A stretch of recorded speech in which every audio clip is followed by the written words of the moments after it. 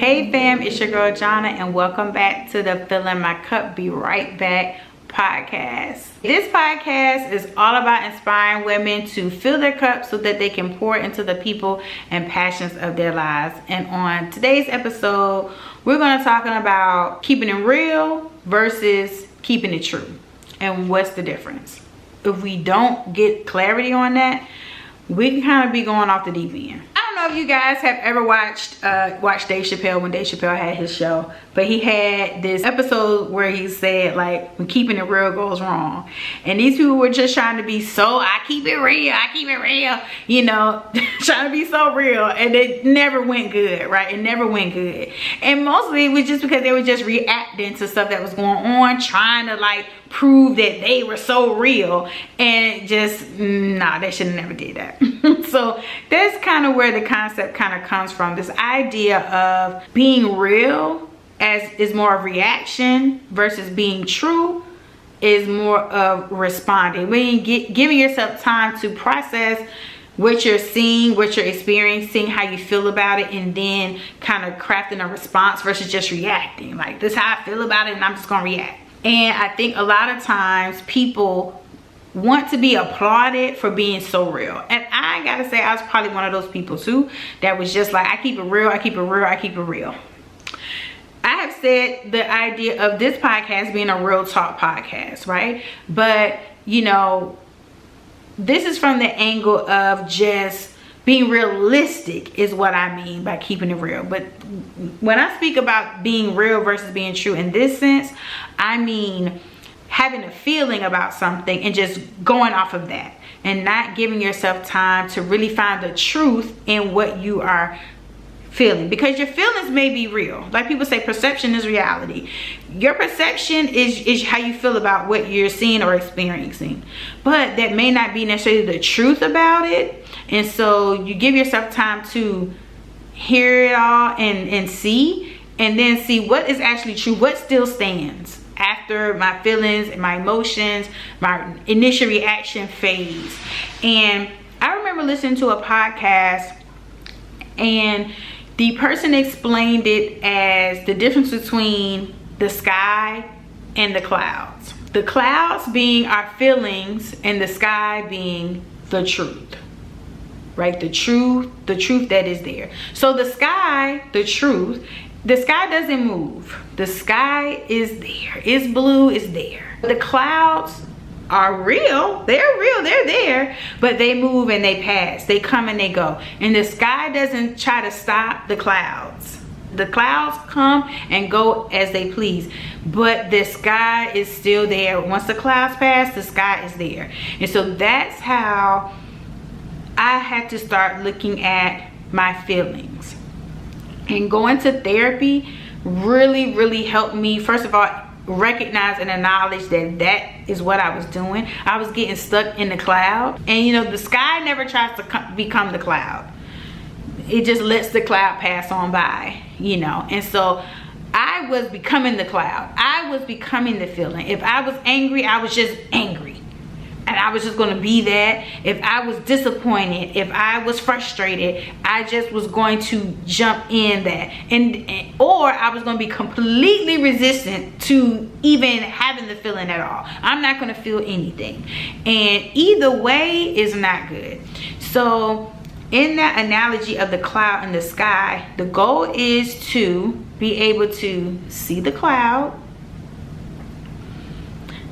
acknowledge that that's a cloud, let the cloud pass, and then see what is really there. Sometimes it's a situation that's happening right there, and then sometimes it's just old stuff that we're just carrying around with us all the time, and we need to kind of like get it up off of ourselves, acknowledging the feeling without becoming attached to it. I am feeling angry right now. Now I'm angry. I'm feeling anger right now. And in fact, why am I feeling angry? I'm feeling angry because I'm disappointed. I'm feeling angry because I'm frustrated. I'm feeling angry because I'm tired. I'm tired. I'm tired I'm hungry. I'm hungry and everything is irritating me. And so when you acknowledge like what's the real cause, then you can address it. And then you can let that feeling of anger, frustration, or whatever the feeling is, you can let it pass, because really what's really behind it is, I just need to eat something and kind of calm down. Also, sometimes we can kind of make up stories in our own mind based on kind of our feelings. We can make up a whole story about what's really the truth because of all the feelings that we have around it, because we haven't given ourselves a chance to like address the feelings, why we really feel that way. What is it going on inside of us that's making us feel that way, and less about what the other person or persons is doing that's making us feel that way. And that's how we're able to kind of acknowledge it, address it, and move past it, respond to it appropriately, or just allow it to pass and not respond at all without attaching it to ourselves. For me personally, one of my bigger struggles that I had, that fortunately by going to therapy I was able to kind of figure out how even in my childhood it was coming up to me as an adult, and I never really saw how the two were connected until I spoke to a therapist. So that's why I highly encourage everybody to go talk to a therapist. Sometimes you can't talk to your mama because your mama the problem. It's not in a bad way, like something that your mom did to you like really, really bad, but just this experience that you had with her, like she's not even aware of how those things affected you and how you're maneuvering through life as an adult. So you may talk to her and she'll be like, oh, ain't nothing wrong, you fine. No, really there's a problem there. Me personally, I know as a child there was a lot of high expectations, and so I found that myself as an adult have very high expectations for myself, and I get very frustrated, or would get very frustrated when I feel like I'm not meeting the expectation. When I feel like I'm being criticized or put down or anything, like I get very upset about that, because I don't like that uncomfortable feeling. I don't like the feeling of feeling like I'm not doing it right when I know I'm trying. And so that feeling is real. That feeling is real. But I would get so attached to that feeling and not wanting to feel that I would not just let it pass. I could not let things pass. So I'd be very defensive. And it showed up a lot, of course, in my relationship with my husband, because he's the person I spend the most time with. Just resistant to anybody having something to say because of just the level of like shame and discomfort that would come from just being a kid. Someone's always correcting you. As a kid, somebody is always correcting you. Not doing this right, you're not doing that right, you're not doing this right, you're not doing it. Do this, stand up, sit down, don't wear this, don't wear that. It's constant. Not feeling like you can make your own choices and make your own decisions. And so then as an adult, you just I became very resistant to that. And anyone who tried to give me criticism, even if it was constructive, I would find myself being resistant to that, because it felt like to me that I was being put down, and I just didn't like that feeling. But as I started going to therapy and kind of recognize that, okay, this is an experience that you had, but don't look at it like that. It's okay for somebody to be upset with you. It's okay for somebody to not like what you did. That's okay. It's very uncomfortable. Nobody likes that feeling of knowing this person is disappointed in you or uncomfortable with you. Nobody likes that feeling, because what you think is going to happen is you think their love and affection is going to be withdrawn from you. That was the big fear, that if you're upset with me, then that means you're not going to love me, or you're going to withhold something from me. You're going to take something from me. And how that translated to an adult was, oh, you can't be mad at me. You can't be disappointed with me. I got to tell you why and how I did it and what my intention was, and I didn't mean to do it this way. Instead of just being able to sit in the space, the truth is you did something that made the person feel disrespected, or you did something disrespectful. You did something damaging. You did something hurtful, and you need to apologize for what you did. Well, I'm sorry you feel that way, but I'm sorry if what I did made you feel that way, then I'm sorry. That's you keeping it real. But the truth is, you did something you should not have done. You said something that was disrespectful. You said something that was inappropriate. You said something that was hurtful. And while you may have not intended for the person to be hurt, they are. And so instead of giving yourself the out, because, well, that's just how I feel and I'm being real. No, walk yourself back and say, I apologize when I did X, Y, Z. I should not have done that. If these are people that you love and you care about and you want to have relationships with, you have to learn to do that. Sometimes you even have to do that with yourself. Sometimes you really have to forgive yourself. We're so caught up on intentions that we just don't say, you know, I really messed that up.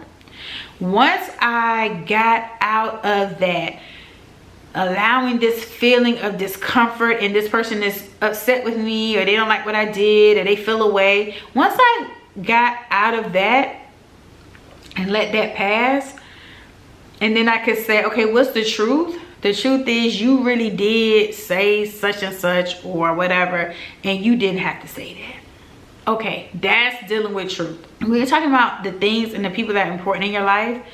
You know, this is kind of how we have to move through, and it improves your relationships with other people so much.